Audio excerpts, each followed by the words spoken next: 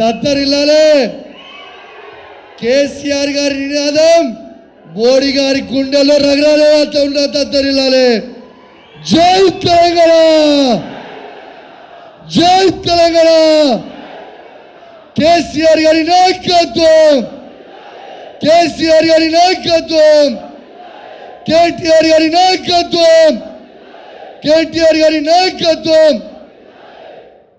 నేను ఒక్కటే కోరుతా ఉన్నా, అసలు వాస్తవంగా గౌరవ ముఖ్యమంత్రి కేసీఆర్ గారు చేసిన అభివృద్ధి ఈ రాష్ట్రంలోనే, ఈ భారతదేశంలోనే ఎక్కడ కూడా గౌరవ ముఖ్యమంత్రి కేసీఆర్ గారు చేసిన అభివృద్ధి ఏ రాష్ట్రంలో కూడా చెయ్యండి. మీ అందరు కూడా గుర్తు పెట్టుకోవాలని సందర్భంగా మీ అందరు కూడా తెలియజేస్తా ఉన్నాను. వాస్తవంగా ఒక మాట చెప్తా ఉన్నా, ఈ కాంగ్రెస్ వాళ్ళు విర్ర వీగుతుంటే నా ఒళ్ళంతా మండుతుంది, చిర్రపుల్లు వాగినట్టు ఉన్నది. కానీ బిడ్డ కాంగ్రెస్ వాళ్ళకి చెప్తా ఉన్నాం, ఏందో మాట్లాడుతున్నాడు. ఆయనకు చెప్తా ఉన్నాం, ఈ రాబోయే పార్లమెంట్ ఎలక్షన్లో దేకలేంగే భయ్, మీరెంతనో మేమెంతనో దేకలేంగే అని చెప్పి సందర్భంగా మీకు కూడా తెలియజేస్తా ఉన్నాం. ఖచ్చితంగా మీకు చెప్తా ఉన్నాను, దయచేసి మీ అందరికీ దండం పెట్టి చెప్తా ఉన్నాను, మీ కడుపులో తలకాయ పెట్టి చెప్తా ఉన్నాను, కరీంనగర్ పార్లమెంట్ గడ్డ మీద నుంచే తెలంగాణ వచ్చింది. మళ్ళా కరీంనగర్ పార్లమెంట్ గడ్డ మీద నుంచే కేసీఆర్ గారిని మళ్ళీ మన ముఖ్యమంత్రి చేసుకోవాలి. ఇది దయచేసి మీ అందరికీ దండం పెట్టి చెప్తా ఉన్నాను. ఎందుకు చెప్తున్నానంటే, నేను మీకు ఒక్కటే చిన్న ఉదాహరణ చెప్తా. ఇక్కడ ఉన్న వాళ్ళందరూ కూడా యువత కాబట్టి ఒక చిన్న ఉదాహరణ చెప్తా మీ అందరికీ. ఒక్కసారి ఆలోచన చేయండి. వీళ్ళు పదే పదే ఇక్కడ తెలంగాణకి ఉన్న రేవంత్ రెడ్డి గారు మరియు కోదండరామ్ గారు ఏమని చెప్పిరా, కేసీఆర్ గారు ఒక్క ఉద్యోగం అని ఇచ్చిండా అని అన్నాడు. ఇన్ని రోజులు అన్నాడా ఎన్నికల ఎవరికి? నేను అడుగుతున్నా, ఈ వేదిక మీద నుంచి అడుగుతా ఉన్నాను, మొన్న జనవరి 4 తారీఖున నేను గొప్పగా జీతాలు వేసినా అని చెప్పినోడు. మరి తెలంగాణ కేసీఆర్ గారు ఇచ్చిన ఉద్యోగులకి 1,60,083 మందికి జీతం వేసినవా వేయలేదా? ఆయన జీతం వేసిండు అంటే ఆ 1,60,083 ఉద్యోగాలు ఇచ్చిండు కేసీఆర్ అని చెప్పి సందర్భంగా యువతకు అందరు కూడా మీ అందరు కూడా తెలియజేస్తా ఉన్నాం. ఈ 1,60,083 కాదు, మొత్తము 2,02,635 ఉద్యోగాలు ఇచ్చిండు. అందులో 42,000 ఉద్యోగాలు కేవలం కోర్టులో ఆగిపోయినాయి, కోర్టు ఎడిషన్ తోటి. నేను ఒక్కటే అడుగుతున్నా, ఈ చేతగాని దత్తమ్మలను అడుగుతా ఉన్నా, ఈ కాంగ్రెస్ బీజేపీ పార్టీ వాళ్ళని అడుగుతా ఉన్నాను, మీకు ధైర్యం ఉంటే, మీకు దమ్ముంటే, మీరు మొగోళ్ళే అయితే కేసీఆర్ గారి కంటే ఎక్కువ ఉద్యోగాలు ఇచ్చిన ఒక్క రాష్ట్రం చూపించండి, బుక్కు భూమికి నేను రాస్తా అని చెప్పి సందర్భంగా మీ అందరు కూడా తెలియజేస్తా ఉన్నాను.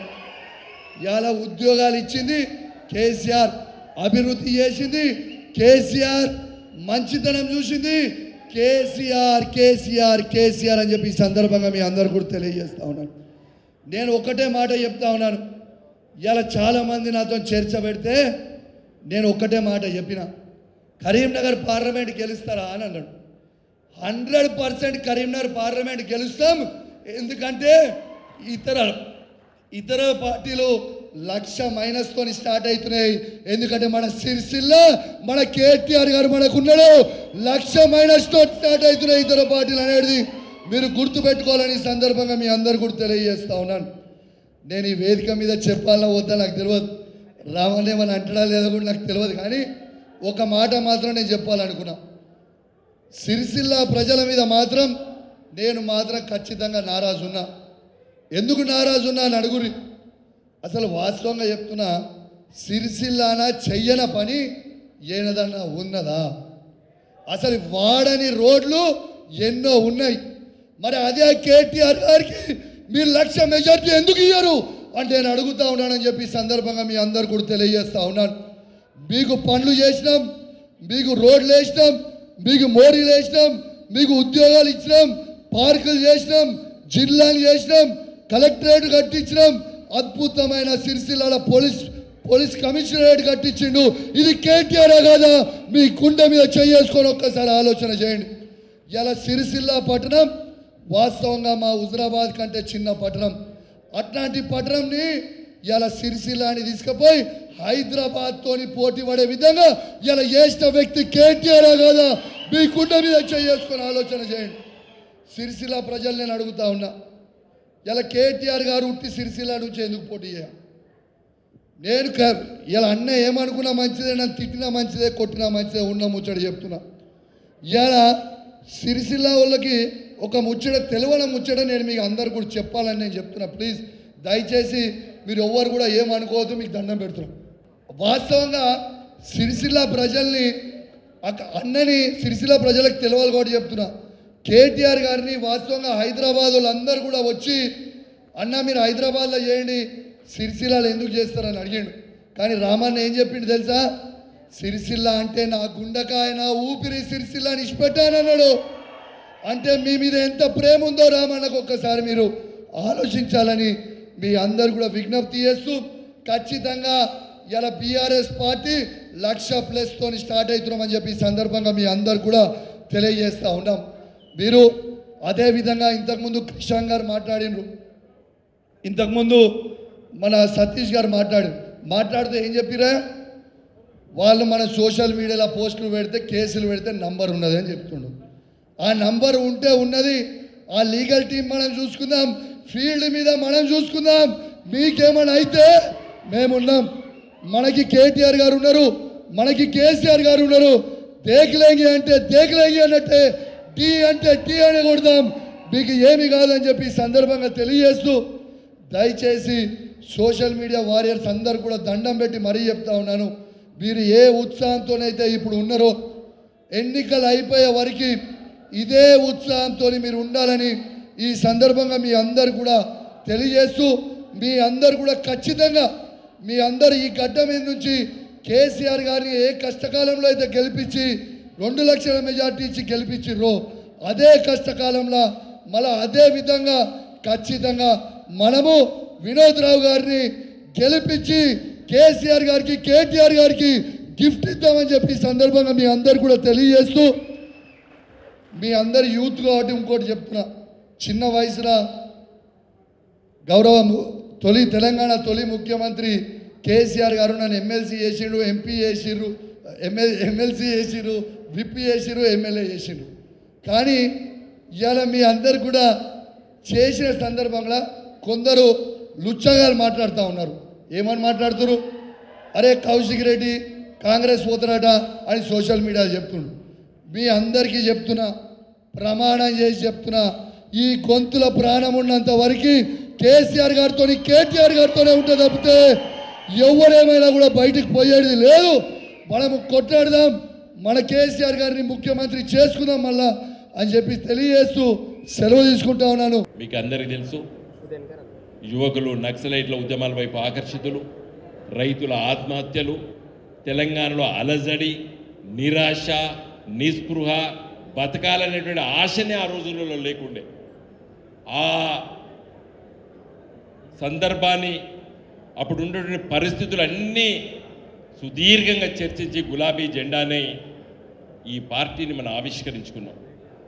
ఆ రోజు కేసీఆర్ గారి ఎంబడి ఉన్నటువంటి మాలాంటి వాళ్ళం ఎంపీలం అవుతాం, ఎమ్మెల్యేలు అవుతాం, మంత్రులు అవుతాం, ముఖ్యమంత్రి అవుతారని కూడా కేసీఆర్ గారు కూడా అనుకోలేదు. ఒకానొక సందర్భంలో మేము అనుకునేది, ఈ భూమిపైన పుట్టినాం కాబట్టి ఒక మంచి సమస్యను లేవనెత్తుతాం, మనం కాలగర్భంలో కలిసిపోయినప్పుడు కూడా ఇంకొక తరానికి ఇది అప్పచెప్పిపోవాలని చెప్పి ఆ రోజు మేము అనుకున్నాం. ఆ రోజు 2001 ఏప్రిల్ 27వ తారీఖు నాడు. ఎందుకంటే ఆ సమావేశం అయిన తదనంతరం కేసీఆర్ గారు ఎప్పుడు కూడా పాజిటివ్ వస్తుంది వస్తుంది వస్తుంది మాట్లాడేవాడు. ఆ రోజు ఎందుకో ఒక్క ఫ్రాక్షన్ ఆఫ్ సెకండ్ ఏమైతుంది, ఈ భూమి మీద పుట్టినాం, ఈ ఉద్యమాన్ని లేపినాం, బ్రతికుంటే మనం సాధిస్తాం, లేకపోయినా మన తదనంతరం నెక్స్ట్ జనరేషన్కి ఈ ఉద్యమాన్ని అప్పచెప్పిపోదామని చెప్పి కూడా మేము అనుకున్నాం. ఈరోజు నేను ఆ లోతుపాతులకు ఓడలేదు. సుదీర్ఘంగా 13 సంవత్సరాలు కొట్లాడినాం, తెలంగాణ తెచ్చినాం.